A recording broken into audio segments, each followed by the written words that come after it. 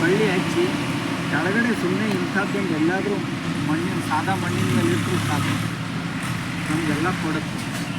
ಇಂಥದ್ದನ್ನು ಯಾಕೆ ಮಾಡ್ಕೋಬಾರ್ದು? ಪ್ರತಿಯೊಬ್ಬರು ಪ್ರಯಾಸ ಪಡಬೇಕು. ನಾವು ಬರೀ ಕೇಳೋದಕ್ಕೆ ಭಾಳ ಚೆನ್ನಾಗಿರ್ತದೆ, ಮಾಡೋದಕ್ಕೆ ಕಷ್ಟದ ಕೆಲಸ ಇರುತ್ತೆ, ಯಾಕೆ ಮಾಡಬಾರ್ದು? ಆಮೇಲೆ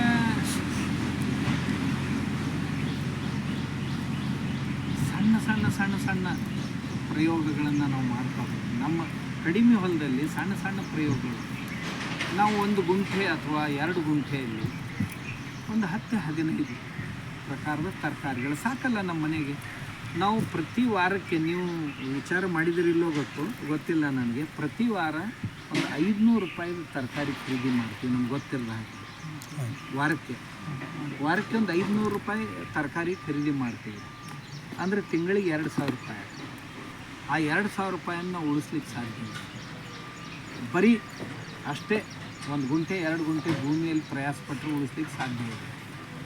ಇನ್ನು ಈಗ ನೋಡಿ, ಅನಿವಾರ್ಯವಾಗಿ ಗ್ಯಾಸನ್ನು ನಾವೊಂದು ಏನೋ ಒಂದು ಚಿಕ್ಕದು ಗೋಬರ್ ಗ್ಯಾಸ್ ಪ್ಲ್ಯಾಂಟ್ ಇವತ್ತು ಆ ರೆಗ್ಜಿನ್ ಇದರಲ್ಲಿ ಬರುತ್ತೆ. ಅದು ಸುಮ್ಮನೆ ಮನೆ ಮೇಲ್ಗಡೆ RCC ಬಿಲ್ಡಿಂಗ್ ಮೇಲೆ ಹಾಕಿದರೂ ಸಾಕು, ತಿಂಗಳಿಗೆ 1000 ರೂಪಾಯಿ ನಾವು ಅಥವಾ 1500 ರೂಪಾಯಿ ಉಳಿಸ್ಕೋಬೋದಾಗ್ತದೆ.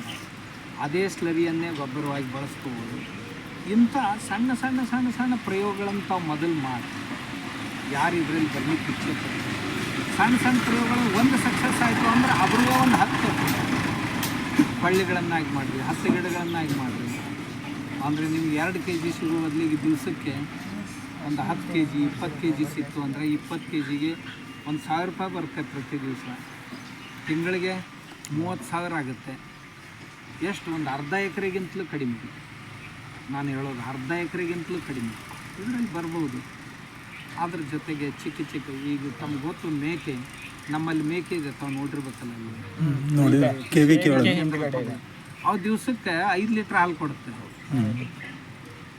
ಬೆಳಗ್ಗೆ 2-2.5, ಸಾಯಂಕಾಲ 2. ನಾವು ಹಾಲು ತೆಗಿಯೋದಿಲ್ಲ, ಮರಿಗಳಿಗೆ ಬಿಟ್ಬಿಡ್ತೀವಿ. ಆ 6 ತಿಂಗಳಲ್ಲಿ ಮರಿಗಳು ಕರು ಹಾಕಲಿಕ್ಕೆ, ಇದು ಮರಿ ಹಾಕಲಿಕ್ಕೆ ಆರಂಭ ಮಾಡ್ತೀವಿ. ಅದು ಒಳ್ಳೆಯದು. ನಾವು ಅದನ್ನು ಬಳಸೋದೇ ಇದ್ರ ಸಲುವಾಗಿ. ಆಮೇಲೆ ಹೈಕ್ಕಿಯನ್ನೇನಿದೆ ಅದನ್ನು ನಾವು ಗೋಬರ್ ಗ್ಯಾಸಿಗೆ ಕಳಿಸ್ತೀವಿ. ಮೊದಲು ಬಯೋಡೈಜೆಸ್ಟ್ರಿಗೆ ಹೋಗುತ್ತೆ, ಅಲ್ಲಿಂದ ಮೊದಲು ಗೋಬರ್ ಗ್ಯಾಸ್ಗೆ ಹೋಗುತ್ತೆ, ಆನಂತರ ಬಯೋಡೈಜೆಸ್ಟ್ರಿಗೆ ಹೋಗುತ್ತೆ. ಎಲ್ಲವನ್ನೂ ಒಂದೇ ಲೈನ್ನಲ್ಲಿ ಮಾಡಿದ್ವಿ. ತಾವು ನೋಡಿರ್ಬೋದು, ಒಂದು ಹಸುಗಳ ಸಗಣಿ, ಆನಂತರ ಮೇಕೆಗಳ ಹಿಕ್ಕಿಗಳು, ಅದ್ರ ಪಕ್ಕದಲ್ಲೇ ಕೋಳಿ ಶೆಡ್ ಮಾಡಿದ್ವಿ. ಅದು ಈ ಕೋಳಿಗಳಿಲ್ಲ. ಅದು ಆದ ನಂತರ ಮನುಷ್ಯನ ಶೌಚಾಲಯ, ಇವೆಲ್ಲ ಸೇರಿ ಗೋಬರ್ ಗ್ಯಾಸ್ಗೆ ಹೋಗ್ತವೆ. ಗೋಬರ್ ಗ್ಯಾಸ್ ಆದ ನಂತರ ಗೋಬರ್ ಗ್ಯಾಸಿನ ಸ್ಲರಿ ಬಯೋಡೈಜೆಸ್ಟ್ರಿಗೆ ಹೋಗುತ್ತೆ. ಬಯೋಡೈಜೆಸ್ಟ್ನಿಂದ ನೀರು ತೆಗೆದಿದ್ದೀವಿ. ಆ ನೀರನ್ನು, ಆ ಎಂಜೈಮ್ಸನ್ನು ಬಳಸ್ಕೊಳ್ತೀವಿ. ಬೇಕಾದ್ರೂ ಮಾಡ್ಬೋದು. ಇಂಥ ಮಾಡೆಲ್ಗಳನ್ನು ನಾವು ನಮ್ಮ ಹೊಲದಲ್ಲಿ ಮಾಡ್ಕೊಳ್ಳಿಕ್ಕೆ ಸಾಧ್ಯನ?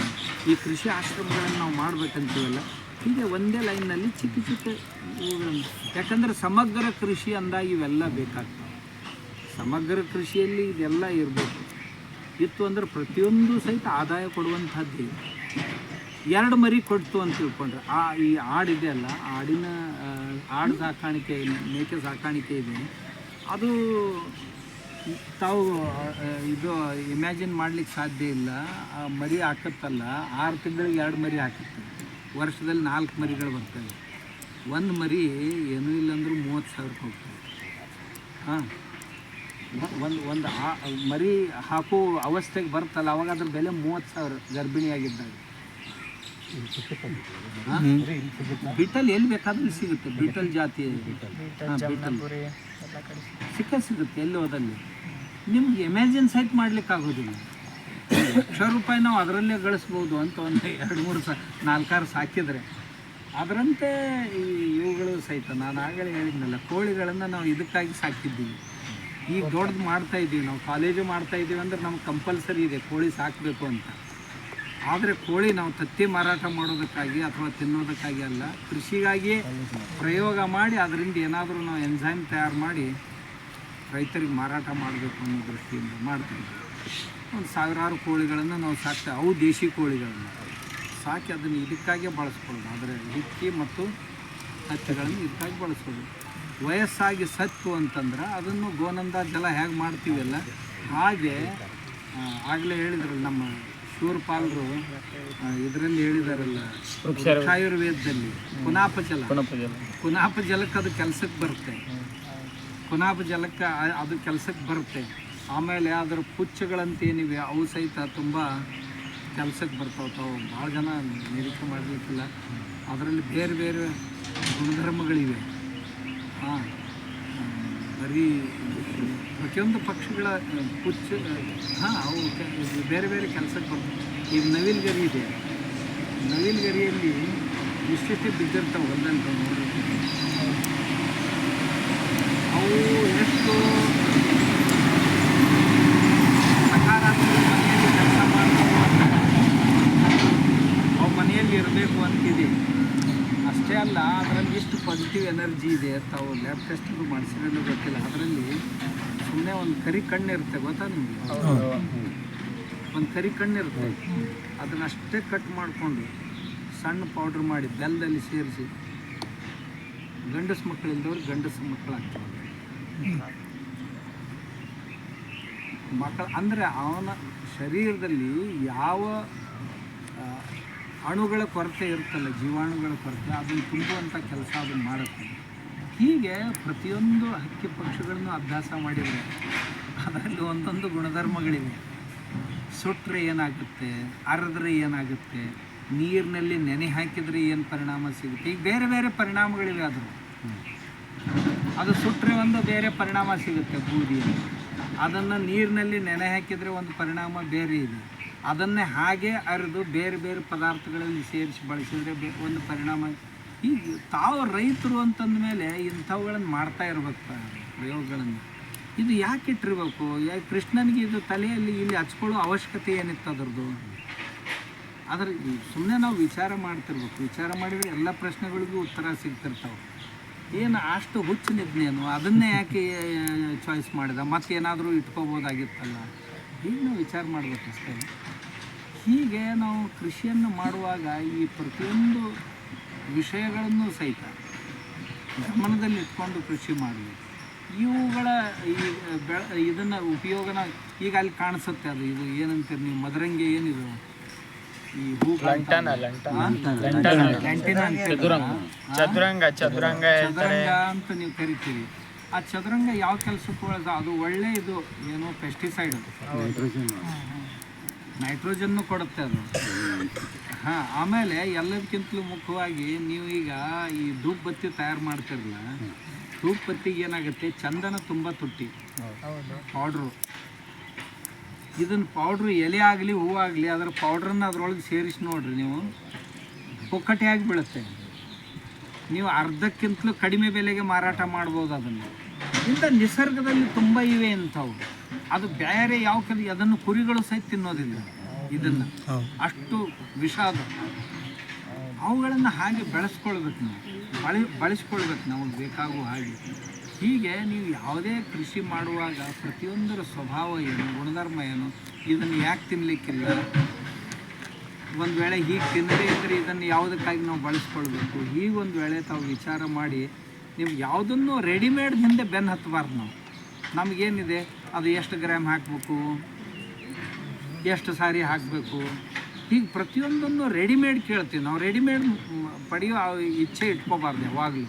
ನಾವು ಅಡುಗೆ ಮಾಡಲಿಕ್ಕೆ ಕಲಿಬೇಕು, ಮಾಡಿದ ಅಡುಗೆ ಉಣ್ಣೋ ರೂಢಿ ಬೆಳೆಸ್ಕೋಬಾರ್ದು. ಯಾರು ಕೃಷಿ ಮಾಡೋರು ಇದ್ದಾರೆ ಅವರು ಯಾವಾಗಲೂ ಎಲ್ಲವನ್ನೂ ರೆಡಿಮೇಡ್ ಇದರಲ್ಲೇ ಕೇಳ್ತಾರೆ. ಇದು ಎಷ್ಟು ಮಾತ್ರೆಯಲ್ಲಿ ಹಾಕಬೇಕು, ಅದನ್ನು ಎಷ್ಟು ಇದರಲ್ಲಿ ಕೊಡಬೇಕು, ಯಾವಾಗ ಕೊಡಬೇಕು, ಎಷ್ಟು ಕೊಡಬೇಕು, ಹೀಗೆ ಕೇಳಬಾರ್ದು. ಒಟ್ಟು ಮೂಲಭೂತ ಅವಶ್ಯಕತೆಗಳಿಗೇನು ಅದನ್ನು ನಾವು ಯಾವ ರೀತಿ ಪರಿಪೂರ್ಣಗೊಳಿಸಬೇಕು ಅನ್ನೋದನ್ನು ಮಾಡಿದರೆ ಒಳ್ಳೆಯ ರೈತರಾಗಲಿಕ್ಕೆ ಸಾಧ್ಯ. ನಮ್ಮ ಕೃಷಿ ಆಶ್ರಮಗಳಲ್ಲಿ ಈ ಚಟುವಟಿಕೆಗಳು ಪ್ರತಿ ದಿವಸ ಒಂದು ಹೊಸದೇನಾದರೂ ವಿಚಾರ ಮಾಡಿ ಬೆಳೆಸ್ತಾ ಇರಬೇಕು. ಇನ್ನೂ ಏನು ಹೊಸದನ್ನು ಮಾಡಲಿಕ್ಕೆ ಸಾಧ್ಯ. ಆಮೇಲೆ ಜನರ ಅಭಿರುಚಿಗಳೇನು ಅವುಗಳ ಅಧ್ಯಯನನೂ ನಾವು ಮಾಡಬೇಕು. ಜನರ ಅಭಿರುಚಿ ಏನು, ಆ ಅಭಿರುಚಿಗೆ ತಕ್ಕಂಥ ವಸ್ತುವನ್ನು ಏನೇನು ತಯಾರಿಸಿಕೊಡ್ಬೋದು. ಆಮೇಲೆ ಯಾವುದೇ ವಸ್ತುವನ್ನು ನೇರವಾಗಿ ಮಾರಾಟ ಮಾಡದೆ ಪ್ರಸಂಸ್ಕರಣೆಗೆ ಒಳಪಡಿಸಿ ಮಾರಾಟ ಮಾಡಿದರೆ ನನಗೆ 2 ದುಡ್ಡು ಹೆಚ್ಚು ಸಿಗುತ್ತೆ ಅನ್ನೋದನ್ನು ನಾವು ಗಮನದಲ್ಲಿ ಇಟ್ಕೊಂಡು ಮಾಡಿದರೆ ನಮ್ಮ ಕೃಷಿ ಲಾಭದಾಯಕ ಆಗುತ್ತೆ. ನಮ್ಮ ಕೃಷಿ ಆಶ್ರಮಗಳು ಇದೇ ರೀತಿಯಲ್ಲಿ ನಾನು ಹೇಳಿದ್ನಲ್ಲ, ಇಂಥ ರೈತರನ್ನು ತಾವೀಗ ಕೃಷಿ ಆಶ್ರಮದಲ್ಲಿ ಗುರುಕುಲ ಅಂತ ಆರಂಭ ಮಾಡಿದ ನಂತರ ಆ ವಿದ್ಯಾರ್ಥಿಗೆ ಇವನ್ನೆಲ್ಲ ಕಲಿಸ್ಕೊಡು. ಮಣ್ಣನ್ನು ಯಾವ ರೀತಿ ಫಲವತ್ತತೆ ಹೆಚ್ಚು ಮಾಡುವುದಕ್ಕಾಗಿ ಕೆಲಸ ಮಾಡಬೇಕು, ನೀರನ್ನು ಹೇಗೆ ಕೊಡಬೇಕು, ಆಮೇಲೆ ಬೆಳೆ ಜೊತೆ ಮಾತಾಡೋದು ಕಲಿಸ್ಬೇಕು, ಅದು ಯಾವ ಬಣ್ಣಕ್ಕೆ ತಿಂದಿದ್ರೆ ಏನು ಕೇಳಬೇಕು, ಮಣ್ಣಿನ ಜೊತೆ ಮಾತಾಡಿ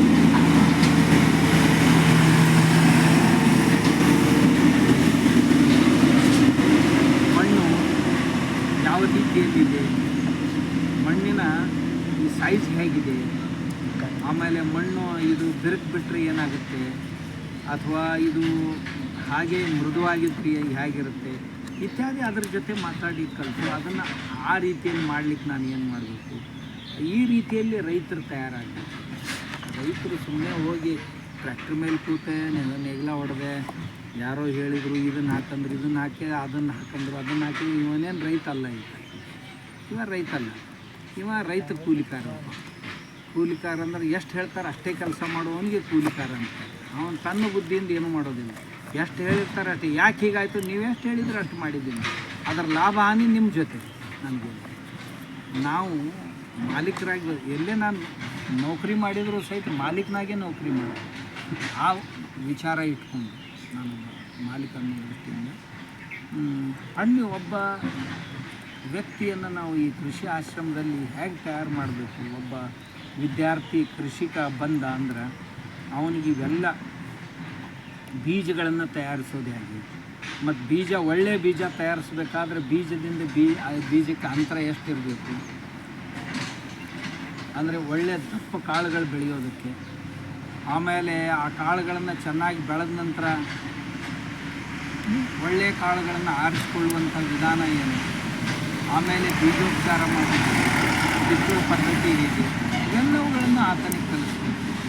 ಆನಂತರ ಬೇರೆ ಬೇರೆ ಬೆಳೆಗಳನ್ನು ಯಾವ್ಯಾವ ಋತುಮಾನಗಳಲ್ಲಿ ಯಾವ್ಯಾವ ಬೆಳೆಗಳನ್ನು ಬೆಳಿಬೇಕು ಇದನ್ನು ಆತನಿಗೆ ಹೇಳ್ಕೊಡ್ಬೇಕಾಗುತ್ತೆ.